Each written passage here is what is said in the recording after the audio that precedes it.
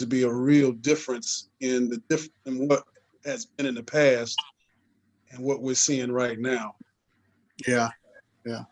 And I know as we talked, you expressed your feelings about how things are so unique, and yet there are some similarities, and we're feeling it's really pushing us in ways that we hadn't anticipated. Absolutely. So I want to, if y'all don't mind, begin with a word of prayer, and then we'll just get right into it. I know you have to get going, Reverend McDonald. I know Lori's in the middle of the day. She's at 3:00, so she still has things to do and places to go. I know it feels kind of weird because we're closing down and you're just in the middle of it. Dear God, we thank you so much for the blessing of being able to come together and talk about the real struggle that we're all experiencing, the differences, the dissonance, and yet the discovery. We commend all this into your hands, and I thank you, Lord, for this opportunity to launch a brand new effort and initiative, and I thank you for my partners in the struggle. I thank you for how you've worked through them and how you've worked through us together to make an impact in people's lives. I pray for them, and I ask you to bless them in their going out and coming in. I ask you, Lord, to let the rest of the days be the best of their days. In Jesus' name, amen. I want to again just give appreciation and thanks for your allowing the Lord to use you in this moment and seeing the way in which we are given the opportunity to reflect while we're actually in the midst of everything. It's kind of a unique process to be in the middle of stuff and yet be able to kind of reflect on stuff.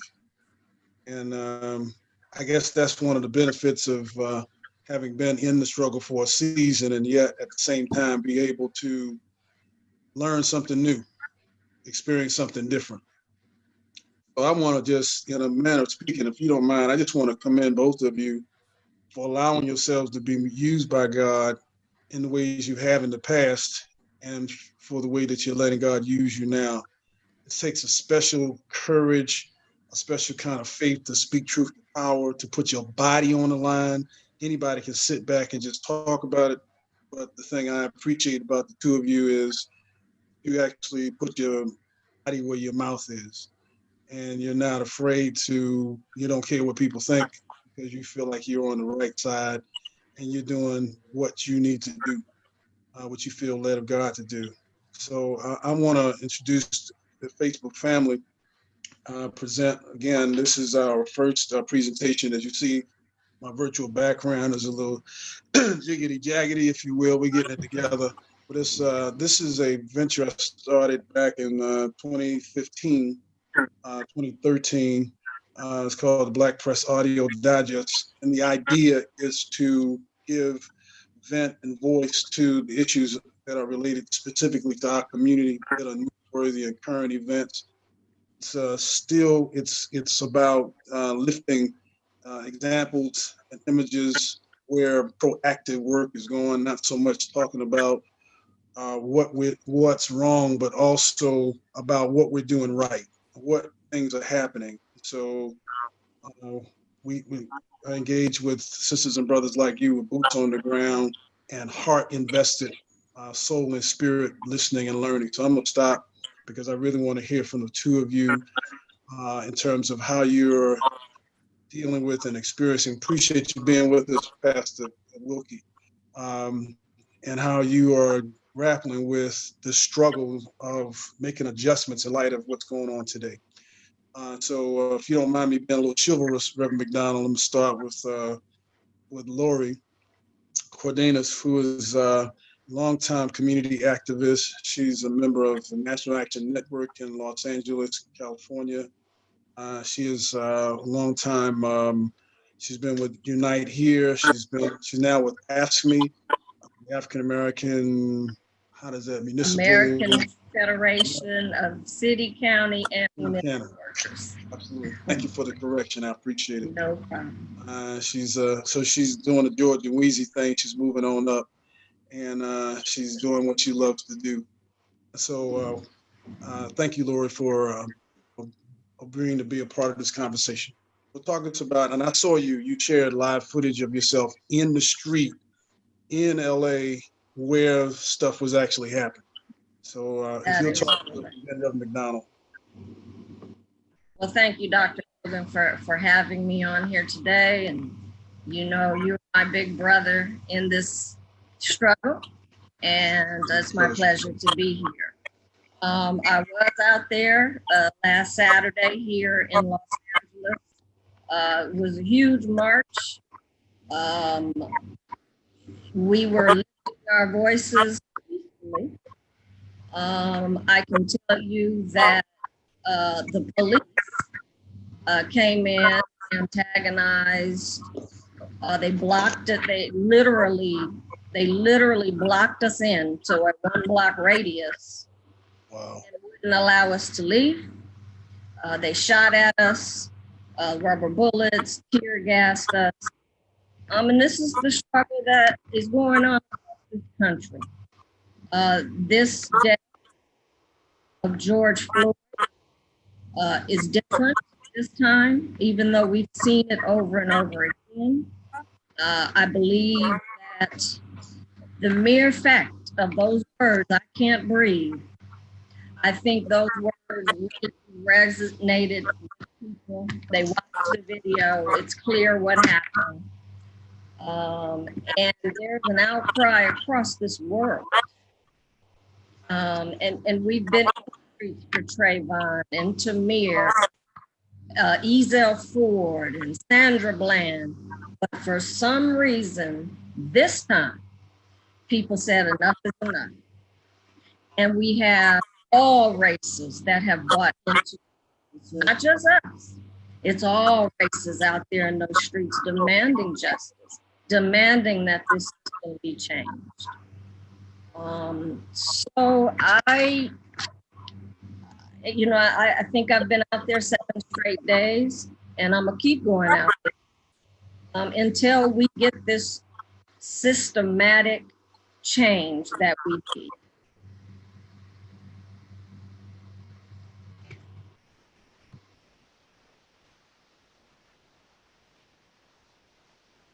I think I lost you, Dr. Logan. Are you there?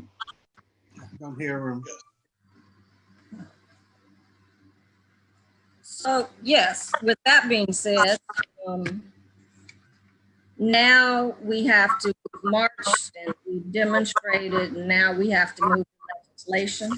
We have to start drafting laws, policies to address this, or these issues that we've been dealing with for so long. Right. Absolutely. Let me something you said, Laurie, that kind of resonated with me. It matters who the mayor is when it comes. It matters who the chief of police is. Yes, sir. It matters who the DA is. Oh, yes, sir. The elected officers, primarily, some are appointed, but primarily they are elected. 2 days ago in Ferguson, they elected a Black woman to be the mayor. Yes, sir. We look at the differences in the protest. The first night in Atlanta, it was extremely violent, but we discovered there were a lot of people from out of state, saboteurs, who were involved in Friday night's demonstration here in Atlanta. But because of who the mayor is, who the chief of police is, who the district attorney is, all of which, well, the mayor and the DA elected, chief of police is appointed by the mayor in Atlanta. It makes a difference in how law enforcement responds to protesters. And we see this happening all around the country, which for me goes back to the fundamental principle of the civil rights struggle.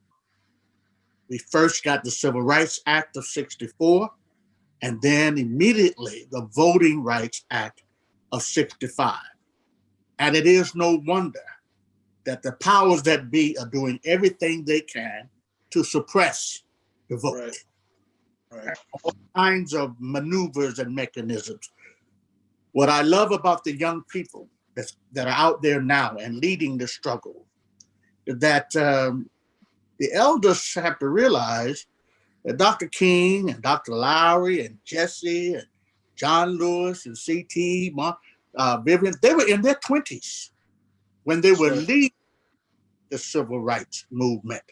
They were young people when they were not older and older people. And so we have to allow these young people to lead. It's a new day with Twitter and Instagram. It is a totally new day, and many of the elders can't spell Twitter.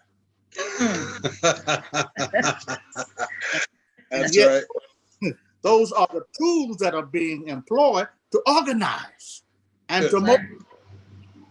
So if we are not tied into that, we're going to be left out. And so, in my opinion, and it's also important how they're using those tools for voter registration, to monitor voting, to encourage people to vote, to share information about voting. And so I know there's common ground. I've seen it, I've experienced it. I've been out there for over 45 years, about as many years as Dr. Logan is in his age.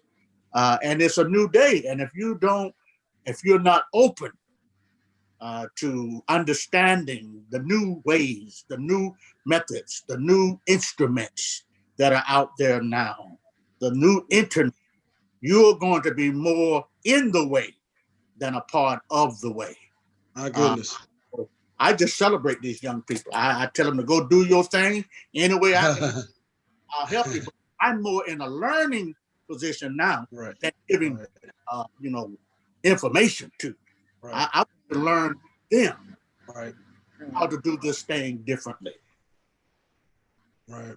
And I guess that's you were going to say something, Lori? Was Reverend McDonald, that is so true. Yesterday I met with a youth group in Inglewood.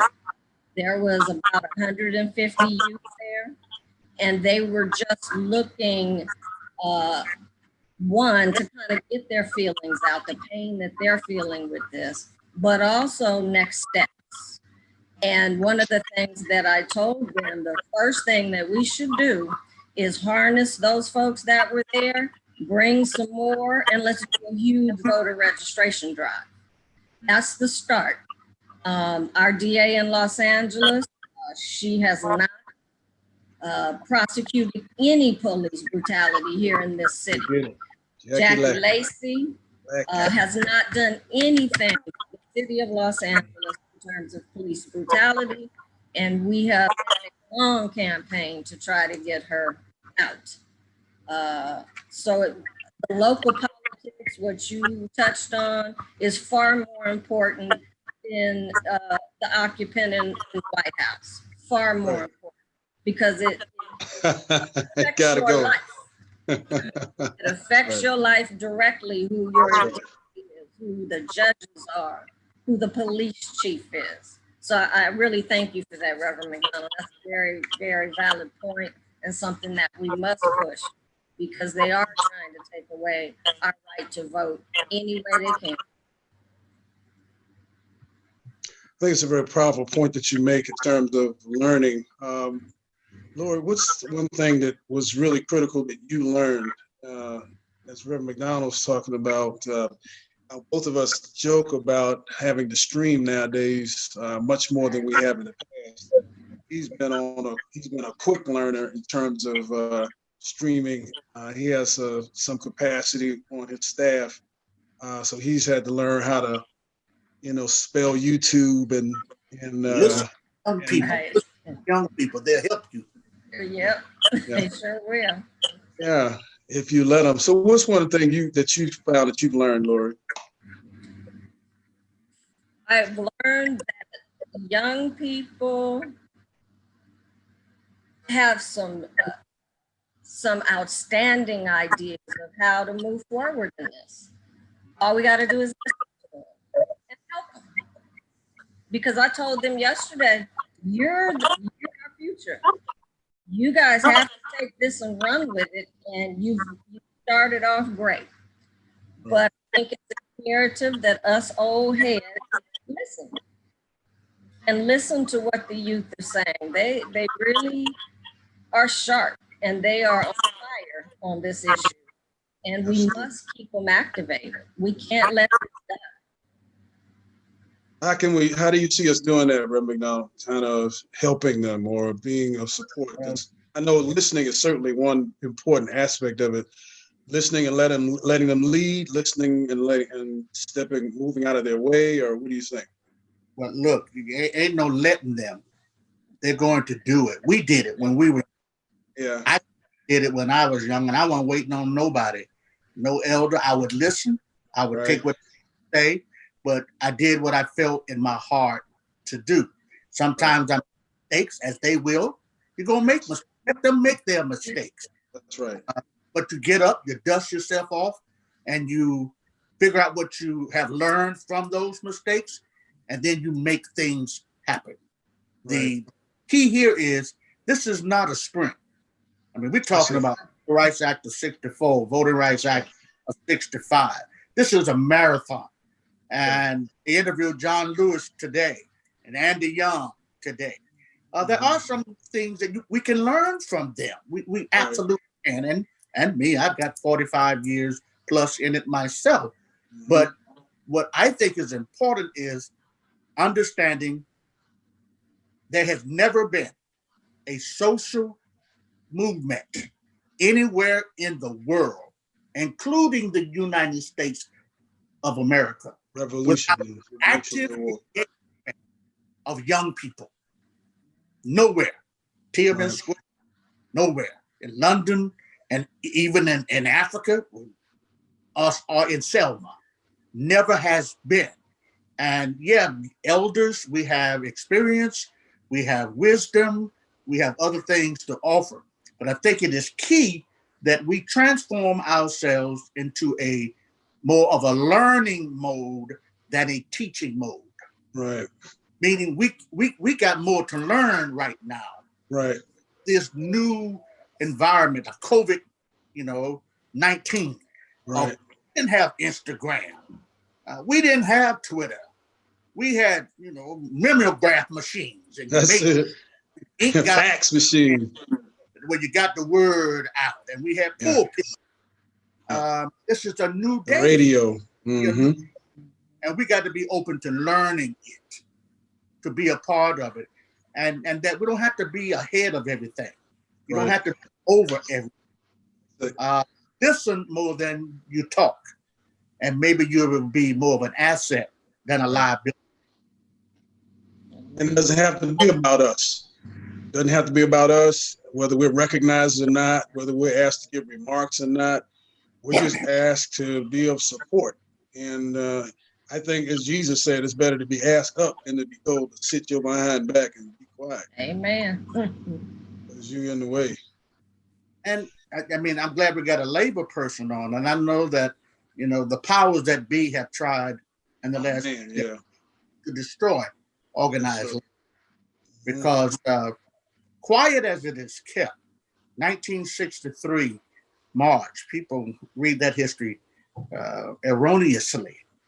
That march was put together by A. Philip Randolph. Yes, sir. Organized. Yes, that's it. Dr. King was invited to speak. Right. And he gave his I Have a Dream speech. Right.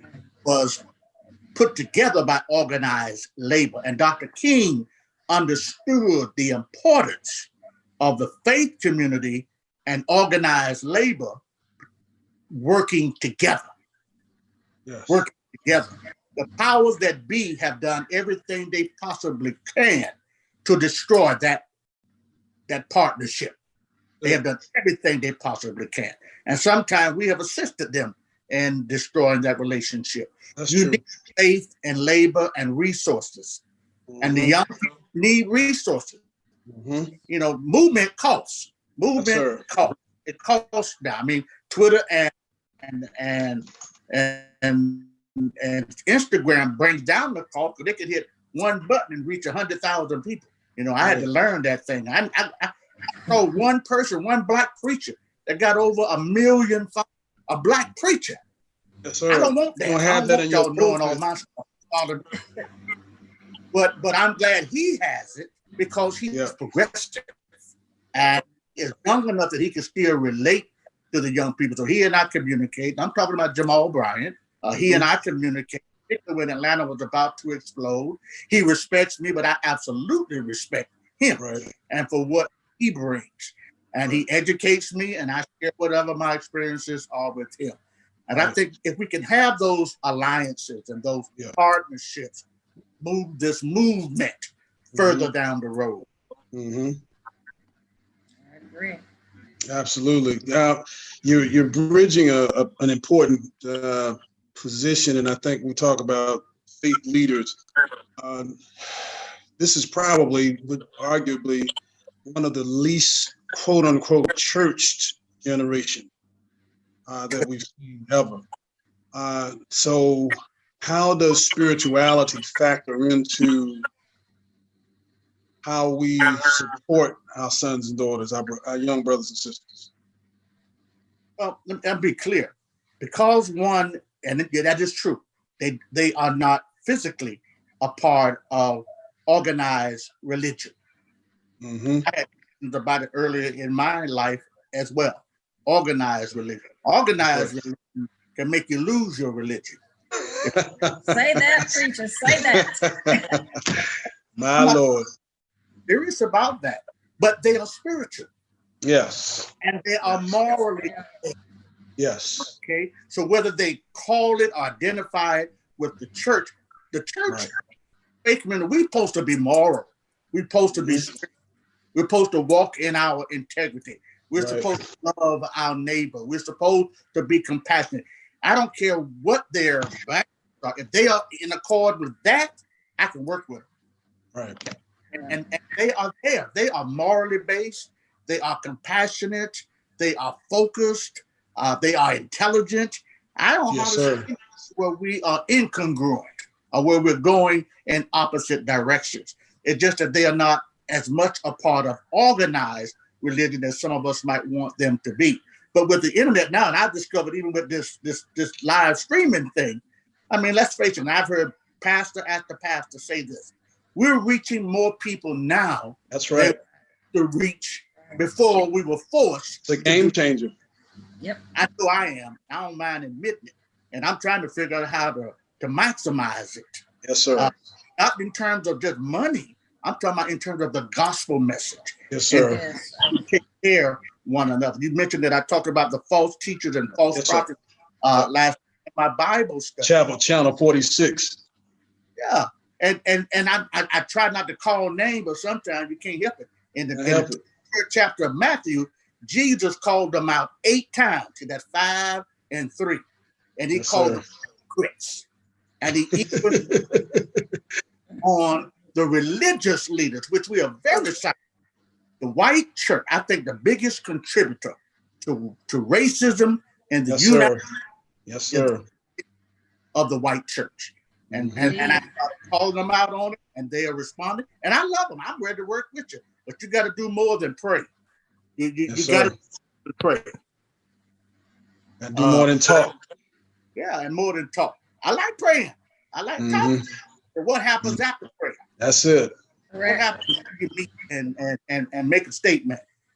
It's kind of interesting you would say that because you recall it was the Catholic Church that would bless slave ships as they were taking maiden voyages to secure black bodies for sale. The Catholic Church anointed and blessed the enslavement of black bodies. And so it's consistent. I'll never forget when we were doing an anti-apartheid activity, and one preacher said he was going to South Africa. Kenneth Copeland, I ain't gonna shout out. Kenneth Copeland said he was going to South Africa. I thought in my mind, and Lita, I think I may have talked to you about this. I said, now, he must not be preaching no gospel if he's going to South Africa.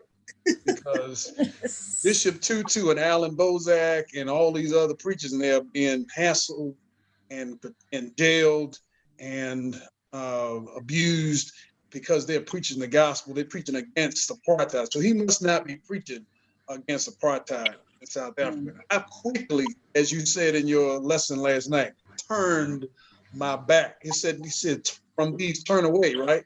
What the scriptures say. Turn away. Absolutely.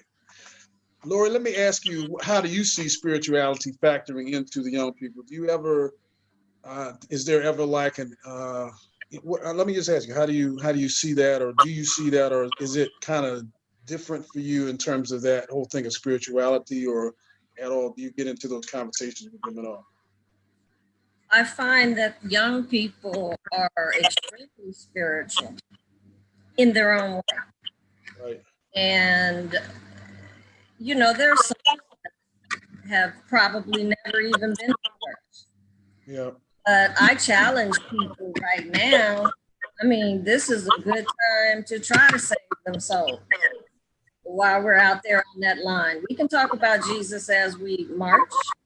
You Right. know, we can try to educate them without overbearing. One of my pastor emeritus has always said that you can't be so heavenly bound that you're no earthly good. Earthly good, yeah. So, and the one thing about the youth, just meet them where they are. Meet them where they are. You know, they got alcohol on their breath, whatever, we can still talk about it. That's it. Meet them where they are. Relate to them in whatever situation they're in at that time. Because the one thing I saw out there yesterday with that group that I was with was a lot of hurt and a lot of pain based on what they've gone through in society. And these folks were like in young 20s, maybe 30s. This was the youth. And there's a lot of pain out there with them right now. And this, if you want to say the silver lining of this, this George Floyd death has allowed these youth to come out and kind of express the pain that they're going through. And we can then take that and try to help channel them in the right direction. But I have found a portion of the youth to be spiritual. The young lady that prayed us out yesterday from that event, the spirit was in there and came through there, and I mean it touched everybody in that part because her prayer was that powerful. This was in the Merck Park? No, it was in Centinela. And we can't give up on it. Can't give up on it. They know there's a God. They know that there's a higher being out there. They're not doing it all by themselves. Yeah. So they call them by a different, they may have a different perspective on it. And so it's spirituality, but it's not necessarily like a traditional religious expression. Correct. It is not God a problem with. It's organized religion that they have a problem with. Correct. In today's America, if you are prophetic anyway, you should have a problem with organized religion. Even sanctioned it, but the Black church ain't been doing much since the civil rights movement. Right. And let's just be honest about it. I hard to hear. Yeah. About Sunday, about the power of truth. You got to be honest. You cannot solve what you will not face. So yeah, I'm critical of the white church, particularly historically, but I'm also critical of the Black church. It's hard to find progressive-minded pastors nowadays. It's hard to find prophetic-minded pastors nowadays. And these young people, when they are engaged in these issues and looking for progressive-minded and prophetic-minded pastors, that is not what they're seeing. They're getting pushed back. They're telling them to quiet down. I hate it when I hear pastors say, be patient. Dr. King had to deal with that too. And that's why we had the letter from the Birmingham jail. You know, wait. No, sometimes you just got to move it. You got to go and you make things happen. I try to be nonviolent. I really, really do. I don't claim to be. I try to be. I claim to be a disciple of nonviolence. But sometimes, beloved, and Mrs. King and I used to have this great debate. You got to understand that there were the Black Panther Party. Yes, sir. As there was the Southern Christian Leadership Conference. And Stokely Carmichael and Dr. King had many, many debates. I think they were much closer than some people want to acknowledge, but they had scared of debates. And Malcolm was out there as well. And the Nation of Islam was out there as well.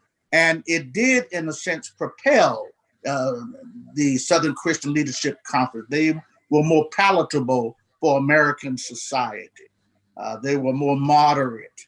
And so there was more conversations with them. And that's all right. All I want to do is to move the needle forward. Yeah. And I think all of those, though, however, played a role. I think the fact that some people died played a role. The fact that American people saw dogs in water holes being, attacking Black bodies played a role. And labor and the faith community being partners play a role. We got to find out what the new partnerships are now. We got to find out what the new methodology is now. And that means we got to listen more. I think that's why God gave us 2 ears and 1 mouth, so we can listen twice as much as we speak. That comes from the old folk, but it's still true. It's still true. Yes. And I believe we need to listen to the young people. And our conversation needs to be something like, what can I do to help you accomplish what you're trying to accomplish? Not hear what I say. Here's what I think. Here's what we did 30 years ago, 40 years ago. No. What can I do? What can the institute that I'm a part of, First Iconium Baptist Church, what can we do to assist you to accomplish what it is you're trying to do? I hope and pray that it can be done non-violently, because that's what got us to where we are now. I'm in Atlanta, and it is the Black Mecca. About half of the businesses in Atlanta are owned by minorities, but about 40% at least by Black folk. We don't just say minority.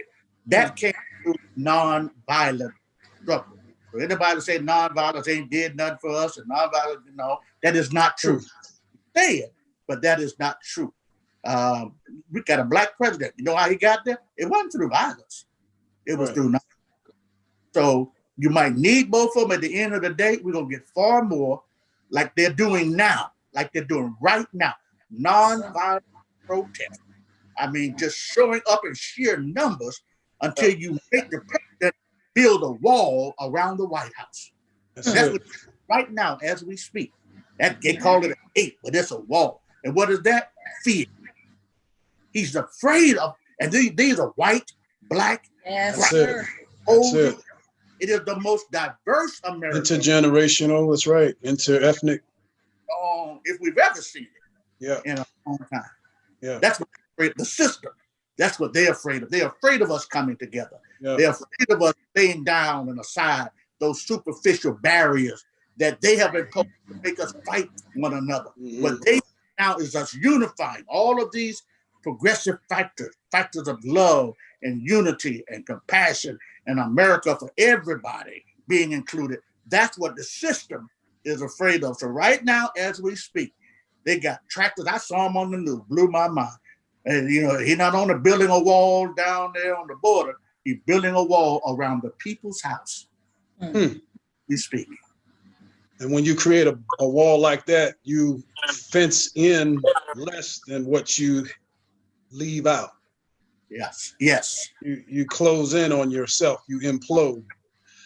I want to share this with you, and then I want to ask you about what you think in terms of backlash, because I think it's intelligent and important for us to anticipate some kind of, and we've seen some vestiges of it already, some type of planned sabotage and backlash. But this is one comment I want to make to you. I just wanted to plant the seed in terms of backlash. When on November 5th, of 2016, and I went to bed shaking my head in disbelief. And then when I woke up and I just really couldn't believe the news, something inside of me said two things. One thing is don't agonize, organize. And the second thing was this might be an amazing, amazing set of opportunities because this fool is going to bring stuff out that's going to make us really step up our game. We're going to have to really go all out in terms of organizing and being courageous in terms of fighting for our rights. This is going to be an amazing test. And I say that because you can't solve a problem you can't see that won't manifest itself.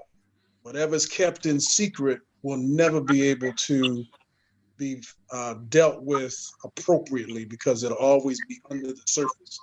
So the bilateral thing of COVID-19 has now been surfaced by COVID-19, as well as the continual Colin Kaepernick kneeing protests, if you will, that's come to fruition. How ironic it was that his posture on his knee was the very posture of Chauvin on George Floyd's neck. How amazing is that? You can't write that kind of stuff.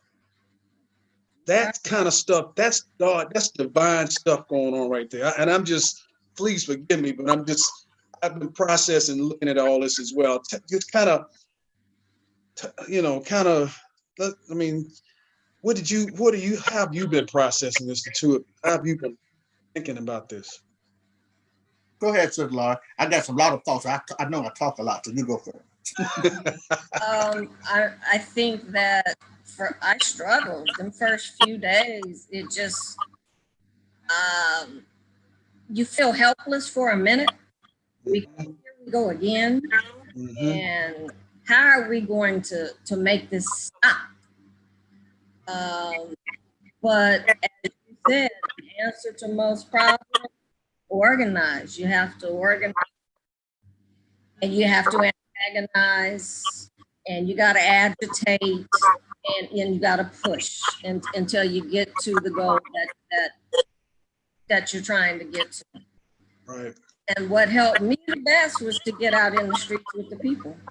Right. That's what fortified my soul, to be in those streets with the people, all different kind of people, young, old, white, black, gay, trans, everybody. That is what helped me through this situation. Yeah, that's good. The first 6 months after I was shocked and I was just totally discombobulated. Wondering if God, oh, have mercy, in Gilead. Yes, First, sir. I was preaching this and said it to my people. Nobody was more shocked than he was, to be honest with you. Yes, sir. You're right about that. And that's a fact. That's for real. That's for real. About 6 months, and I started seeing and hearing things. I said, wait a minute, God getting ready to do something. Yes, sir. And where we are today, Stevie Wonder can see. Donald Trump has been the best organizer. Let's just say that, Pastor. In this nation, in history. Yes, sir. But the foolishness of what he has done and promoted has so galvanized the people. We the people, that what the Constitution talks about in real shit, white and black, all those categories, everybody's out there marching. Good. Everybody, even the scared Negroes are out there marching. Yes, sir. And if we seize this moment, with the Chinese symbol for crisis is the same symbol used for opportunity. See this more as an opportunity than a crisis. There is no telling where we can take this. The beloved community for me, right, is more real right now than it was when Dr. King was alive. But the question, how do we sustain that? How do we get to the next level of as a legislative act, that we have a new system. Dr. King talked about, racism, poverty, and militarism. And I started preaching now that there are 3 viruses that we are fighting. Yes, sir. COVID-19, Yes, sir. COVID-5, and COVID racism. Amen. All 3 of them are out there. And the people are being mobilized fighting these 3 evils. Mm-hmm. We can find a way to sustain that, to compartmentalize that so that it becomes a movement and not a moment. Yeah. I think we can take the church, we can take the community, we can take our businesses, we can take our families to another whole new place, another whole new level. I think we're going to see it in November. There's going to be a huge backlash, Dr. Lowe, is what you were talking about, backlash. There's going to be a huge backlash. Even the white males, the white male generals in particular, are saying, don't put me in that basket. Don't count me in with him. That has gone too far. We took an oath to uphold the United States Constitution. That's black for over 200 years. Because we chose not included when they wrote it. I hope your listeners that viewers know that we absolutely were not included when they were writing that. When they said that did not include us. Our people. That's right. That did not include us. We had to make it include us. Yeah. And we did a pretty darn good job Sir. the years of making our community a part of we the people. And I think the second stage now that we can carry it even further so that people becomes the American people, all the people of America, the beloved community where around that table is room for everybody. Nobody has to be excluded. And that's what Dr. King gave his life for. Now it's time for us, particularly these young people who are out there, to carry it over to the finish line. Yes, sir. Good. One of the things that I was just reflecting on, I appreciate you speaking to the backlash, because I was thinking of more of the historic, traditional backlash we always get. To me, this 45's election, or selection rather, was a backlash to the Obama years and a backlash to the Occupy movement. To think of the irony that the Occupy movement was against the 1%, and then they turn around and put in someone who represents the 1%. Right. What an ironic backlash. So I'm thinking, in a historic sense, there's going to be some kind of backlash given this, because there are mobilizing efforts that are moneyed, that are funded, that are controlling the propaganda machinery and the repression machinery, and yet the power of the people still has the final sway, and of course the power of God. Now, that over the juxtaposition of this, and this is kind of like I was going to say with you, Lori, because do you know in '63 no women were allowed to speak March on Washington, and it was Mahalia Jackson in the background telling Martin, tell him about the dream, Martin. Martin may or may not have even given that speech had Mahalia Jackson not been there urging him to tell him about the dream. So even though silenced, women have always had a voice in some way or another. But today, there's no question. Sisters are, speak to that if you don't mind. And I know Tim loves sisters, so I know he's going to speak to it too. But Lori, please, by all means. Well, you can't keep women down. Let me just say that. You can't hush us up forever. That's it. Let me say that. That's it. And there are so many issues that have surrounded women just in this last administration. Yes. This man wants to take away health care. Yeah. This man wants to take away rights. He wants the way he treats women and talks to women. I don't know if you checked his press conference, but he disrespects women reporters, and we're tired. We're tired. We're at a point now where Yes, it's time for a woman. I am, I think there's a lot of frustration, especially for Black women, because when we come out strong, then we're, they call us all these different names. Yeah. But now, right now in this day, I can tell you that white women, women as a whole, which coalesced pretty well around the Women's March. I think that's kind of where it started. But it's time for us to help take control and help move this country forward in a better direction. Mhm. And you got so many women ran in the midterm. I think that shows how much women are on the move now. Hopefully, we will have a woman, Black vice presidential candidate. Wow. We're pushing for that. Mm-hmm. If we don't get that, then Mr. Biden, he's going to hear from us. Mm-hmm. So this is time for the women. It is time for the women, and I think we're rising up in all ways that we can to push this forward in a better direction. Mm-hmm. You think this is the actual moment for it, that maybe years ago there wasn't possibly the timing just wasn't quite, it was closer, but not quite yet. Do you think it's really all of this happening now, and then the resurgent voices, articulate, accurate, insightful, prophetic, courageous, and oh man, just really coming out with this. This is really, this is it, This is it, Rev. This is it. So all y'all watch out, because here we come. What you think, Tim? It's just basic.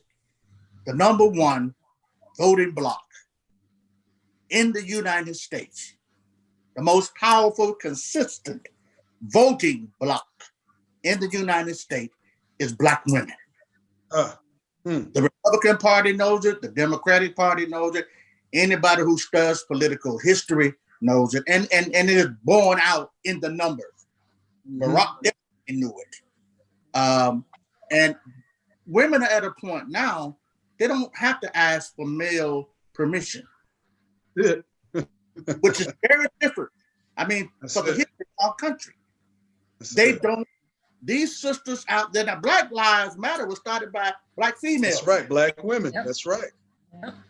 Well, all these folks mentioned it now, BLM, was started by Black females. I ain't got no problem with it. If ever I go into church and the people there are not women, I'm leaving. I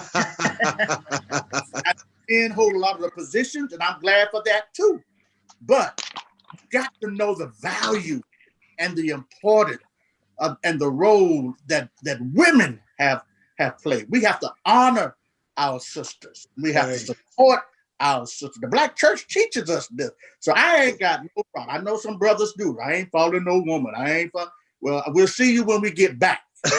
So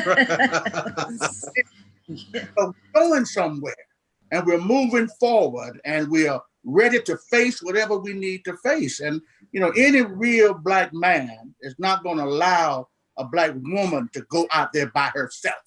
That's not a it. Black man. You're going to make sure that we have this old-timey, old-fashioned protection. And now that's when I get old school. My family, I will protect my family. That's you it. can say certain things to me. You can do certain things to me. I might pray for you. But if you have the family, I might pray for you. Might. I ain't guaranteeing it, but I might. Like popcorn, as Reverend Love, my friend, used to say. Yes, sir. That's why I say I'm a disciple of nonviolence. I ain't never claimed to be nonviolent. And I ain't never been violent up to this point. And I pray to God I can go to my grave. They sure are pushing you, aren't they, Tim? They pushing you now. Push the wrong button. I still got some Brooklyn homes in me. That's where I was born. All right, Lynn. Oh, suck it now. Take all of it away from it. Let me hold on to some of it. Just in case some Negro gets, or anybody else too, get beside themselves, I can tell them and show them where they need to go. Okay, all right now. I appreciate that. Let me Brother Logan, then I got to get on. You got to go on this. I know you got to go. And as you leave, I want you to meet Reverend Johnny Young. He's pastor of Antioch East. Is it, Johnny? Yes, Antioch East in Conyers, Georgia. In Conyers, Georgia. One of our young brothers who's come up through the ministry. I've known him since he was about this big and like action figure size, and he has come full grown. He's a monster in the movement, a young brother who is just a awesome pastor and preacher, father, and a thinker. And he's also a part of a upcoming march and movement that's this Saturday. And I'm going to ask him to just tell you about it, Rev. I don't know if you, I know you're busy, so I don't know what, but I just want to address real quick and then talk about this. Oh Lord, let me hear about it. I got to go after this. Yeah, this coming Saturday. So this coming Saturday at 11, starting at 11. Uh-oh. You there, Rev? He froze up. Uh-oh. Sound like he's dealing with a connection issue. Yeah, I can shoot you the information, Pastor McDonald. How much more time do you have, Lori? Whatever you need. Okay. I know you got to go, Rev, and I appreciate so much you coming on. Tim. It felt like it was going out. Oh, there was something going to be at Big Bethel. That's not it? Yes. Okay, yeah, this coming Saturday. Yes, at Big Bethel. I wanted to try to share the flyer, but I know, so this coming Saturday is Millennials for the Movement. And so we have 4 speakers. I'm currently one of the speakers, and Reverend, we have one that's going to be talking about voter rights and voting, because what we're doing is for naught if we don't get out and vote. And so we're going to talk about that. I'm going to be getting up to talk about legislation, the legislation that's stuck in a pipe. One of the signature ones that my Bishop Jackson has been dealing with since he arrived in Georgia with others is the hate crimes legislation. Right. Georgia does not have a hate crimes bill. And so in order for a mod to get justice down in Brunswick, we need to make sure that we have a hate crimes legislation on the books. But we currently don't have a hate crimes legislation on the books. The next item that we're going to be discussing is about buying black, understanding the fact that we have to support the dollars and make sure our dollars stay in our community, because we know the statistics say within 6 seconds that all of the money that's brought into the black community goes right back out the black community. And so we want to talk about making sure we keep the money in our community. And these are not in no particular order, but the 4th topic is about criminal justice reform, the training of our police officers. Because, if you got a bad doctor, guess what? You're going to want that doctor out. So if you got a bad police officer, you want that bad police officer out. And so their standards need to be certified. They need to be trained on how to de-escalate situations instead of escalating them, because some police officers feel like macho men that I don't want to get on my horse because I'll start beating it hard. But and so those are some things that we'll be discussing on Saturday at the march. And we're trying to make it as interfaith as possible. So we've been inviting folks to come out and to really share. And we're going to do a peaceful march. Our goal is to be peaceful out there. Johnny, let me ask you to hold it 1 second. Let me ask you to hold it 1 second, Reverend Young. And I know Tim has got to go. Tim, if you'll just give a last second or two. And let me thank you so much again for being on. I've enjoyed it. And I'm glad I already have information about the gathering at Big Bethel. And Bishop Jackson and I are very close. He's preached at my church, and he and I have worked together on many campaigns. So I know anything the bishop is in is going to be good. If I were not a Baptist, I'd be an AME, but here I am. Thank you so much, Dr. Logan. Got to run. Bless you, man. Let's stay in this struggle. It's not a sprint. This is a marathon. It's a marathon. Got to be in it for the long haul. Absolutely. Good to see you, young people. Thank you. Tell Shirley we said hello. Thank you so much. God bless. Bless you. Bye. All right. Sorry to have interrupted you, Reverend Young. Go ahead with what you were saying, please. And so the nuances of Saturday is we want to make sure that the millennial voice, which is one of the largest generations there is right now, that millennial voice is heard, and that we're on the front lines with everyone else that's out there on the front lines, and making sure that not only our voice is heard, but that we're conveying a message of, you know, we're tired. You know, a lot of people are they're just tired. And I think Dr. King said it best, and we've heard it quoted all over, is that violence or riots are the next resort when people feel the unheard, where folks are, you know. And so what you're dealing with now is over 400 years of oppression from the oppressors. And then you also have individuals of ebony hue who believe that the oppressors aren't doing anything wrong, that it's okay. Right. You know. So do you feel like, and I appreciate very much your presence, because Lori was just, Lori Condinus, this is Reverend Young Lori Condinus, a longtime activist, sister soldier with us on the street. We've struggled, gone to jail together, all kind of things in Los Angeles. She's in California, and you are in, again, Conyers, Georgia. So we got East Coast and West Coast going. And I appreciate very much both of you taking a moment. This is the Black Press Audio Digest. This is a kind of segment where we'll be dealing with these issues on a weekly basis, having these kind of conversations. At other points, we'll be talking with individuals who submit articles to various newspapers, so it's Black news sources around the country. Just highlight the issues, perspectives from our community that address our issues. So I want to thank you both for being on. And I want to thank you this is our inaugural launch of the Black Press Audio Digest. So both of you are sort of a part of this maiden presentation. Lori knows that I was the radio and KJLH in Los Angeles as well, and had all kind of we've had opportunities to work together. Let me ask you, Lori, when you hear about the voices of the millennials, to what extent do you feel there is clarity like what Reverend Young has just addressed? I believe that the millennials are going to take this. The millennials are the ones that are going to grab this by the horns, and they are going to bring this home for us.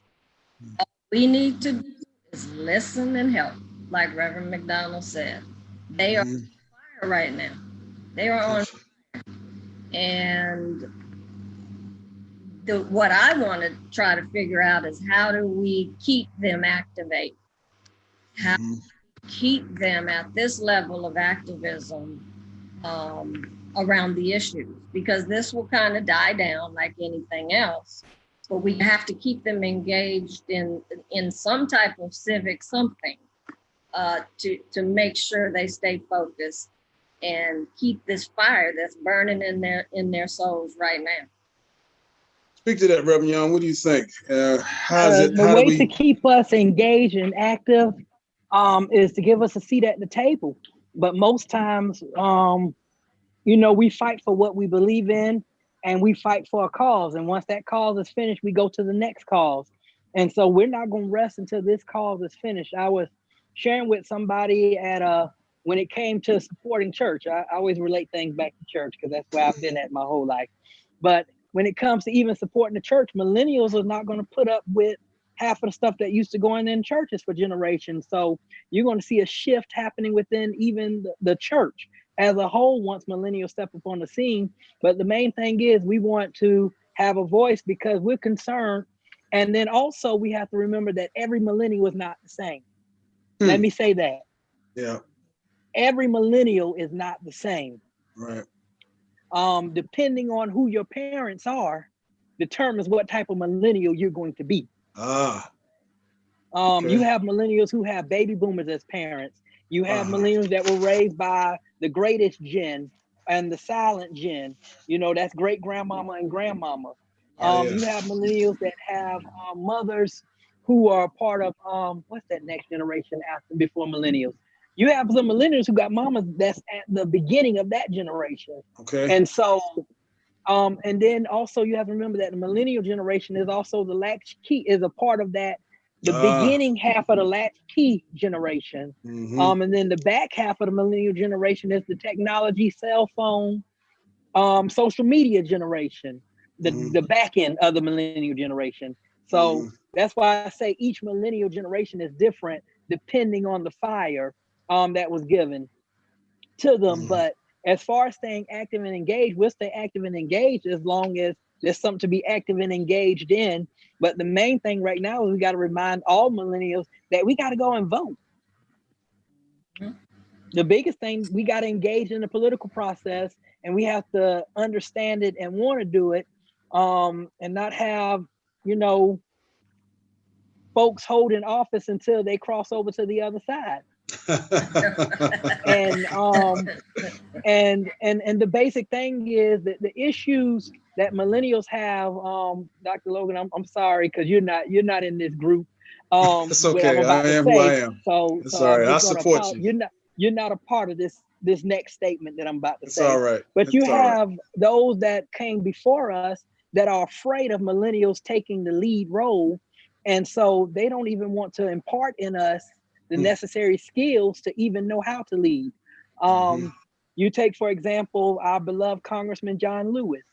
There's no way he shouldn't be spending his time right now pouring into some millennials and after, so that way he could pass the torch and rally behind them. But I'm afraid that he is so stuck that he's going to hang on until the very last second, and then there's going to be nobody to pick up the baton and carry it. You know, he's going to stay until his very last breath and have to be wheeled out of the Congress House. But I'm thinking that the greatest generation, the baby boomers, that they have to find them a millennial. They have to mentor us. Yes. We don't need mamas and daddies, but we need mentors. Yes. And mentor us, take us under their wings, and build that relationship and create that bridge, not a barrier, but to create a bridge so that we can go to the next level together. Absolutely. That's all I'm gonna say, without getting put out. So what happens after Saturday? So Saturday is just the beginning for us. Saturday is what we like to call the cold launch. After Saturday, it's just gonna get bigger and bigger. We've been talking. It's a team of us, clergy and lay. So that means these are preachers as well as lay leaders within the church. And so we're talking about creating a website, a platform where we have legislation on how folks can get in contact with their Congress, their congressional leaders and their senators. We've been talking about starting a phone drive where we each call and flood. That's actually inside of my speech, that we flood each senator in Georgia, we flood their phone and we call them and tell them that they must pass the hate crimes legislation and get it to the governor's desk. That is one of our main focuses that we're going to try to get pushed through, is hate crimes legislation in Georgia. And then the next thing we're going to push is that we're going to push our DAs, our coroner, local offices, because a lot of people think that issues happen in government from the White House. No, it starts in local government. That's right. And if you don't have solid local leadership, then you're going to still have chaos. And so getting some folks elected that really are not just going to talk about it, but be about it. So this is just the beginning. This is not something that we're planning on doing because it's for show right now. Like I told them, I said, if I'm coming out there to sacrifice my life, because we're dealing with two pandemics. Yes. COVID-19 is still real, but racism is real too. Yes, sir. And so this is just the beginning for us. It's just the beginning. One of many conversations that we'll be having, and we'll probably be taking it to every major city in Georgia. And so we're in discussion about that now, but Atlanta is the litmus test to see how it will look when we go to other places. Okay. If you probably off camera, Reverend Young, I'd like to share some ideas and ask some questions, or maybe I should do it. Have you? I want to bring you on with the group. Let me. I appreciate that, because I don't. Like I said, I want to do like Lori is saying. We want to listen. I want to listen, and I want to see what you all are saying. And yet, I also know. And one of the things I learned, working with Lori, is you gotta brand your effort. You gotta put your signage out. You gotta make sure people know how to get in touch with you beyond the event itself. And so you So I've seen her, she's always had banners. She made sure that there's certain tactical things that are part of those work. She is a tactician. She is a logistics specialist, organizer. She's been doing this for a minute. So I think I appreciate the fact that, and for her to say she's listening, that means she's absorbing this stuff and then putting it through the prism of wisdom. I want to thank you for even, being open to do what you do, but also know to kind of reach across the intergenerational lines in order to get the best. It's like a Sankofa moment, if you will, to get the best what you have as you move forward. In the few minutes we have, because I know Lori's, I don't want to consume her time, and it's after 7. And I know, Reverend Young, you have things to do. It's in the evening, and you have a family. So we just want to kind of close out in just a few minutes. I want to ask you if you would, Lori, if you would say any expectations or vision you have for going forward. And then Reverend Young, I'm going to ask you to kind of close us out as you talk to us about what you see happening. Because now I want you to know, Reverend Lori, Sister Lori is very anticipatory of this being a brand new movement. She's very excited. And she has a sense of expectation that you probably may not even have a sense of, because she's seen the historical progression of things. You're kind of coming on at this point. So she's very excited for you and for your generation. I want to ask Lori to speak to that.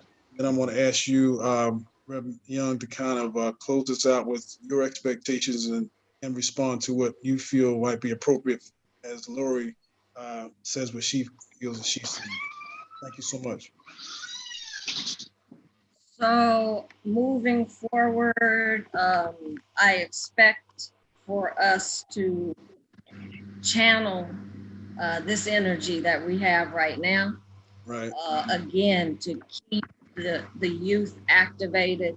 Yeah. To work alongside them, not in front of them. Right. Or stand behind them. You lead, but we got your back. Right. You go out there and you put this movement forward, and we're right here behind you. Absolutely. And for Los Angeles specifically, we'll move now into marches surrounding the budget, with 54% of this money going to the police department. Yes, ma'am. To fight that back, and these young people are going to help us do it. Yeah.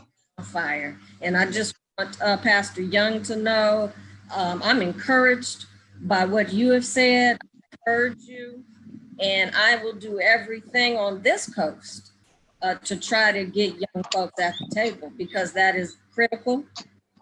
What you said is real. We need to be open to that. And I'm ready to pass the torch. Pass that torch. Yeah, man. But know that we have your back. Know that we have your back. Absolutely, 100%. Thank you so much. And Reverend Young, after you finish your remarks, if you would close us in prayer, we'd appreciate it. And I want to thank all who are listening to this, our maiden launch of the Black Press Audio Digest. And I want to thank you so much, Lori. Much love. Thank you, Dr. Logan. You just can't. Call, I'll be there. And likewise. Reverend Young. Yes, what to add to what Lori said, let me say, first of all, thank you so very much for being that voice and for your willingness to partner with millennials to take them to the next level. As always, Dr. Logan, I appreciate you. And he's right. He knew me since I was knee-high to a grasshopper, as they like to say. And he has not changed. Back in Savannah, I was not a member of his church, St. Philip Monumental, the mother church of African Methodism in Georgia. But every time that church bus moved, he made sure I got on it. And so I appreciate it. He made sure I got to where I needed to be. And so I want to thank him for that. While he was down in Savannah, he was my pastor undercover. And even when he moved to California, he still kept up with me. You would be surprised. I'll get an inbox from him. I see what you're doing. Get it together. And so he still stayed on me, even from California. So he still, never disappeared. And so he's been doing what he's always been doing, which is to be an activist. But what I hope to see happen from this movement on Saturday is that Hold on, Pamela.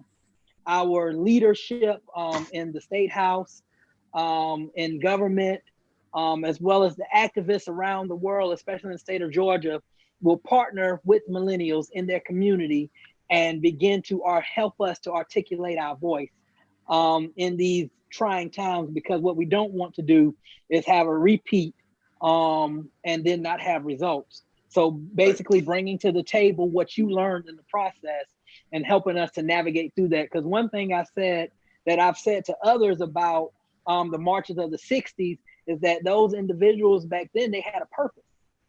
They just didn't go out to make noise. There was some results.